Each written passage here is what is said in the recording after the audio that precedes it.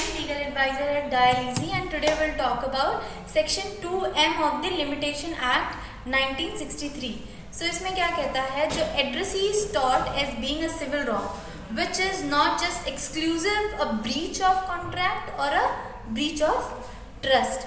तो क्या कह रहा है कि जो addresses होते हैं taught के as being a civil wrong which is not just exclusive breach of contract or a breach of trust. Okay, so it's like a civil wrong.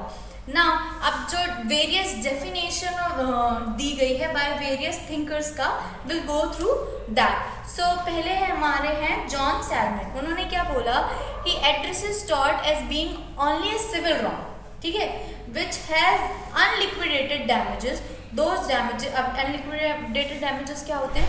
Those damages for which there is no fixed amount, ठीक है, जिनका कोई fixed amount नहीं होता, in the form of remedy and which is not just exclusive the breach of contract or the breach of trust or the breach of merely fair and impartial obligation. ठीक है, तो ये कहना है हमारे John salmon का कि जो एड्रेसेस होते हैं टॉट के as being only a civil wrong, ठीक है, जिनका विच हैज अनलिक्विडेटेड डैमेजेस. ठीक है, क्या होता है अनलिक्विडेटेड डैमेजेस?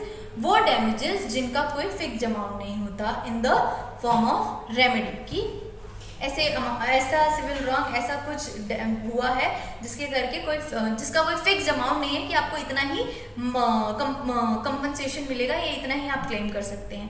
ठीक है ना, according to Richard Dan Winfield, उन्होंने बोला है कि tortious liability emerges from the breach of a duty primarily fixed by the law.